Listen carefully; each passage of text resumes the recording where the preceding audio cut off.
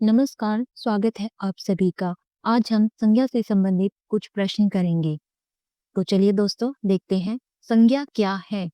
संज्ञा वह शब्द है जिसका प्रयोग किसी व्यक्ति, स्थान, वस्तु, गुण या अवस्था के नाम के रूप में किया जाता है, उसे संज्ञा कहते हैं। उसके बाद संज्ञा के प्रकार कौन कौन से होते हैं। संज्ञा के 5 प्रकार होते हैं। पहला व्यक्तिवाचक संज्ञा, दूसरा जातिवाचक संज्ञा, तीसरा पदार्थवाचक संज्ञा, चौथा भाववाचक संज्ञा, पांचवा संज्ञावाचक शब्द। व्यक्तिवाचक संज्ञा का उदाहरण दीजिए। राम, मोहन, गीता, दिल्ली, ये सभी व्यक्तिवाचक संज्ञा के उदाहरण हैं। अगला प्रश्न, जातिवाचक संज्ञा क्या है या जातिवाचक संज्ञा की परिभाषा। इस तरह से भी आपसे ये प्रश्न पूछ सकते हैं। देखिए, जातिवाचक संज्ञा वह संज्ञा होती है जो किसी विशेष जाति, वर्ग या प्रकार के समूह का नाम होती है, उसे जातिवाचक संज्ञा कहते हैं। उदाहरण देखिए, जैसे आदमी, कुत्ता, फल, पुस्तक, ये सभी जातिवाचक संज्ञा के उदाहरण हैं। अगला प्रश्न, पदार्थवाचक संज्ञा का उदाहरण दीजिए। पदार्थवाचक के उदाहरण हैं पानी, सोना, लकड़ी, चांदी। उसके बाद भाववाचक संज्ञा क्या होती है या भाववाचक संज्ञा की परिभाषा बताइए। इस तरह से भी आपसे प्रश्न पूछ सकते हैं। अब इसकी परिभाषा देखिए। भाववाचक संज्ञा वह होती है जो किसी भाव, अवस्था या विचार का नाम होती है, उसे भाववाचक संज्ञा कहते हैं।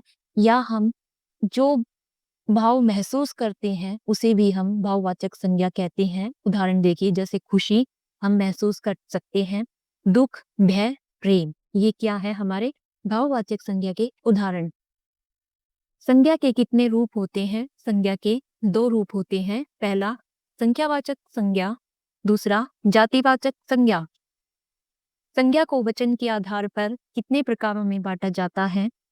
संज्ञा को 2 प्रकारों में बांटा जाता है। पहला एकवचन, दूसरा बहुवचन। राम और श्याम स्कूल गए में कौन सी संज्ञा है। राम, श्याम, स्कूल, ये क्या है संज्ञा। उसके बाद दक्षिण भारत में कई बड़े मंदिर हैं, इसमें कौन सी संज्ञा है। जैसे देखिए, दक्षिण भारत मंदिर, इसमें संज्ञा शब्द ये है। कागज शब्द किस प्रकार की संज्ञा है। कागज में कौन सी संज्ञा है, पदार्थवाचक संज्ञा। गंगा शब्द किस प्रकार की संज्ञा है। गंगा व्यक्तिवाचक संज्ञा है।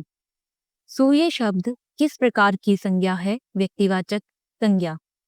जातिवाचक संज्ञा का उदाहरण दीजिए। बच्चा, व्यक्ति, देश, पक्षी, ये सभी क्या है हमारे जातिवाचक संज्ञा के उदाहरण। उसके बाद पदार्थवाचक संज्ञा का क्या अर्थ होता है। पदार्थवाचक संज्ञा किसी पदार्थ या वस्तु के नाम को व्यक्त करती है, उसे पदार्थवाचक संज्ञा कहते हैं। पदार्थवाचक संज्ञा के उदाहरण देखिए, आटा, सोना, चांदी। उसके बाद अगला प्रश्न, अच्छाई शब्द किस प्रकार की संज्ञा है। अच्छाई शब्द किस प्रकार की संज्ञा है, भाववाचक संज्ञा। इसी तरह सपना शब्द किस प्रकार की संज्ञा है। सपना भाववाचक संज्ञा है। अभी हमने पीछे भाववाचक संज्ञा की परिभाषा भी पढ़ी थी कि जो चीजें हम महसूस करते हैं उन्हें हम भाववाचक संज्ञा कहते हैं। भारत शब्द किस प्रकार की संज्ञा है। भारत शब्द व्यक्तिवाचक संज्ञा है। नदी शब्द किस प्रकार की संज्ञा है। नदी जातिवाचक संज्ञा है। मोहन शब्द किस प्रकार की संज्ञा है। मोहन व्यक्तिवाचक संज्ञा। माँ शब्द किस प्रकार की संज्ञा है। माँ व्यक्तिवाचक संज्ञा। संज्ञा के कितने लिंग होते हैं। संज्ञा के 2 लिंग होते हैं। पहला पुल्लिंग, दूसरा स्त्रीलिंग। गांव में खेत है, इसमें संज्ञा किस लिंग की है। जैसे देखिए, गांव में पुल्लिंग है, खेत में पुल्लिंग। अगले प्रश्न पर आते हैं। संज्ञा के वचन के उदाहरण दीजिए। जैसे देखिए, एक वचन में लड़का, बहुवचन में लड़के, ये संज्ञा के उदाहरण हैं। दोस्त शब्द किस वचन की संज्ञा है, बहुवचन। दोस्त जैसे कि हमेशा ही बहुवचन में रहेगा आपका। इसके साथ साथ ऐसे कई शब्द होते हैं, जैसे कि प्राण आपका बहुवचन है, दर्शन आपका बहुवचन है। किताब शब्द किस वचन की संज्ञा है। किताब एक वचन संज्ञा है। राजा ने युद्ध शुरू किया, इसमें संज्ञा कौन सी है। इसमें देखिए जैसे राजा, राजा किसी का नाम है तो ये क्या हो जाएगी? व्यक्तिवाचक संज्ञा। युद्ध, युद्ध क्या है? पदार्थवाचक संज्ञा।